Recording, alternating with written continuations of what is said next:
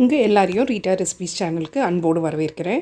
இன்றைக்கி நம்ம வீடியோ என்ன பார்க்க போகிறோன்னு பார்த்தீங்கன்னா, அதுக்கு முன்னாடி ரீட்டா ரெசிபீஸ் சேனலை சப்ஸ்கிரைப் பண்ணிவிட்டு பக்கத்தில் இருக்க பெல் ஐக்கான் அழுத்திட்டு ஆல்ன்ற பட்டனையும் அழுத்துங்க. அப்போ தான் நான் போடுற புது வீடியோஸ் உங்களுக்கு நோட்டிஃபிகேஷனில் வரும். உங்களுக்கு இந்த வீடியோ பிடிச்சிருந்தா கண்டிப்பாக லைக் பண்ணி ஷேர் பண்ணுங்கள். ஸோ தட் எனக்கும் ஒரு மோட்டிவேஷனாக இருக்கும். இன்றைக்கான வீடியோவில் நம்ம என்ன பார்க்க போகிறோன்னு பார்த்தீங்கன்னா, டீ டைம் ஸ்நாக்ஸாக வாழைப்பூ வடை எப்படி செய்கிறதுன்னு பார்க்கலாம். நல்லா மொறுன்னு அதே மாதிரி செம்ம டேஸ்ட்டாக செய்யலாம் வாங்க. அதுக்கு ஃபஸ்ட்டு நம்ம எடுத்துருக்கிறது வாழைப்பூ ஃபுல்லாக எடுத்துகிட்டு அதை எப்படி க்ளீன் பண்ணணும்னு பார்த்திங்கன்னா, இந்த தண்டு பகுதி இருக்கும் அதையும், அதே மாதிரி அதில் ஒரு தொப்பை மாதிரி இருக்கும் அந்த தொப்பையும் எடுத்து போட்டுடணும். ஸோ இப்போ எல்லா வாழைப்பூவையும் க்ளீன் பண்ணிடலாம். அதுக்கப்புறம் ஒரு கப்பு கடலைப்பருப்பு இருக்குது இல்லைங்களா, அதை ஒரு நல்லா கழுவிட்டு தண்ணி ஊற்றி ஒரு 2 மணி நேரத்துக்கு ஊற வச்சிடலாம். இப்போ இந்த வாழைப்பூவெல்லாம் நம்ம க்ளீன் பண்ணி வச்சோம் இல்லைங்களா, அதை நல்லா குட்டி குட்டியாக கட் பண்ணி தண்ணியில் போட்டு வச்சிடலாம். தண்ணியில் போடலை அலசலை அப்படின்னா மண் இருக்கும், அதே மாதிரி கருப்பாயிடும். அதனால் உடனே தண்ணியில் கட் பண்ணி போட்டுருங்க. ஸோ இப்போ அதெல்லாம் குட்டி குட்டியாக கட் பண்ணி தண்ணியில் அலசிடலாம். இப்போது ஒரு மிக்ஸி ஜாரில் ஒரு துண்டு இஞ்சி, ஒரு 3 பல் பூண்டு, அடுத்தது ஒரு 4லேருந்து 5 காஞ்ச மிளகா காரத்துக்கு ஏற்ப இதை சேர்த்துட்டு ஃபஸ்ட்டு கொரன்னு அரைச்சிட்டு வந்துடலாம். மசால் வடை மாதிரியே தான் இதையும் நம்ம வாழைப்பூ வடை செய்ய போகிறோம். ஆனால் இதில் வாழைப்பூவை மெயினாக வச்சு இன்க்ரீடியன்ட் செய்ய போகிறோம். டேஸ்ட்டும் அட்டகாசமாக இருக்கும். ஸோ இப்போ இது எல்லாத்தையும் நம்ம அரைச்சிட்டு வந்த பிறகு 2 மணி நேரம் ஊற வச்ச கடலைப்பருப்பை சேர்த்துக்கலாம். நல்லா தண்ணி இருத்துட்டு அதுக்கப்புறம் சேர்த்துக்கங்க. அதே மிக்ஸி ஜாரில் சேர்த்துட்டு பேஸ்ட் நல்லா கொரப்பாக அரைச்சிட்டு வந்துடணும். பேஸ்ட்டு மாதிரி அரைக்கக்கூடாது, கொரப்பாக அரைச்சிட்டு வரணும். பருப்பு அங்கங்கே ஒன்று பருப்பு முழுசாக இருந்தால் சாப்பிடும்போது நல்லா கிறிஸ்பியாக இருக்கும். ஸோ இப்போ இந்த மாதிரி பதத்துக்கு அரைச்சிட்டு வந்துடணும். தண்ணி எதுவும் சேர்த்துறாதீங்க. ஸோ இப்போ இதை கொரப்பாக அரைச்சிட்ட பிறகு அதை ஒரு பவுலில் சேர்த்துக்கலாம். சேர்த்துட்டு நான் இன்றைக்கி 2 வெங்காயம் கட் பண்ணி வச்சுருக்கேன், அதையும் சேர்த்துட்டு அடுத்தது கொஞ்சமாக கொத்தமல்லியும் கொஞ்சமாக கருவேப்பிலை சேர்த்துக்கலாம். இப்போ உப்பு தேவையான அளவு உப்பு சேர்த்துக்கங்க. இப்போ நம்ம கழுவி வச்சுருந்தோம் இல்லைங்களா வாழைப்பூ, அதை கட் பண்ணி கழுவி வச்சுருந்த வாழைப்பூவை நல்லா தண்ணி இருத்துட்டு அந்த பவுல்லையே சேர்த்துக்கலாம். எனக்கு மிக்ஸ் பண்ணுறதுக்கு கஷ்டமாக இருக்குதுன்னு நான் இன்னும் கொஞ்சம் பெரிய பவுலில் எடுத்துக்கிறேன். ஸோ இப்போ இதை எல்லாத்தையும் வேறு பவுலில் சேர்த்துட்டு இப்போ இதை நல்லா மிக்ஸ் பண்ணிக்கலாம். அப்போ தான் உப்பு எல்லா இடத்துலையும் ஈவனாக ஸ்ப்ரெட் ஆகும். ஸோ அந்த பருப்பு, வாழைப்பூ, அடுத்தது வெங்காயம், கொத்தமல்லி, கருவேப்பிலை எல்லாத்தையுமே நம்ம ஒன்று போல் எல்லாத்தையும் மிக்ஸ் பண்ணிக்கலாம். இப்போ ஒரு கடாய் வச்சு எண்ணெய் ஊற்றிக்கங்க. எண்ணெய் நல்லா சூடாகட்டும்.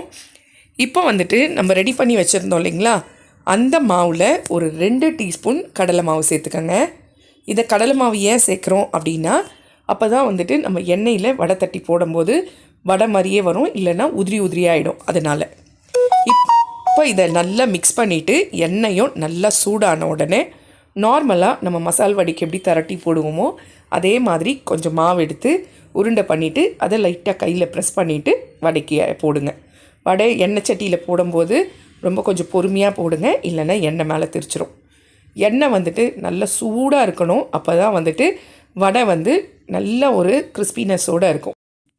எண்ணெய் காயாமல் வடை போட்டிங்கன்னா எண்ணெய் நிறைய கோத்துக்கும் வடையில். அதனால் நல்ல எண்ணெய் காஞ்ச பிறகு வடை தட்டி போடுங்க. இப்போ ஒரு பக்கம் வெந்த உடனே அதை திருப்பிடுங்க. திருப்பி போட்டுட்டு இன்னொரு பக்கமும் வேக வச்சுருங்க. மீடியம் ஃப்ளேமில் வச்சு வேக வைங்க. அப்போ தான் உள்ளெல்லாம் நல்லா வெந்து வரும். அவ்வளோதான், சூப்பரான வாழைப்பூ வடை ரெடி ஆகிடுச்சு.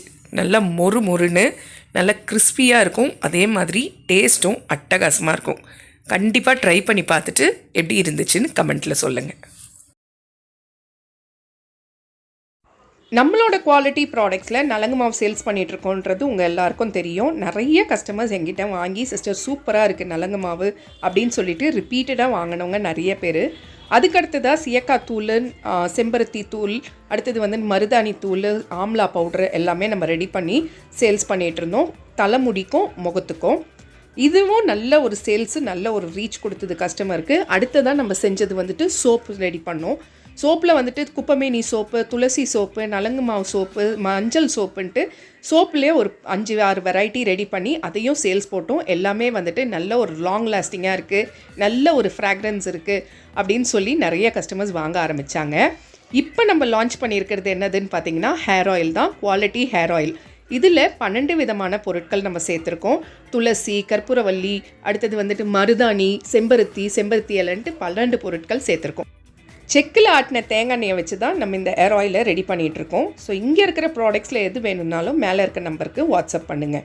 இன்னொரு விஷயம் சொல்லணுன்னா, கண்டிப்பாக உங்கள் சப்போர்ட் இல்லாமல், உங்களோட பிளெஸ்ஸிங்ஸ் இல்லாமல் இந்த அளவுக்கு எங்களால் வந்திருக்க முடியாது. ஸோ இந்த ஹேர் ஆயிலுக்கும் உங்களோட சப்போர்ட்டையும் அன்பையும் எனக்கு கொடுப்பீங்கன்னு நான் நம்புகிறேன். இந்த வீடியோ எப்படி இருந்துச்சுன்னு கண்டிப்பாக கமெண்ட் பண்ணுங்கள்.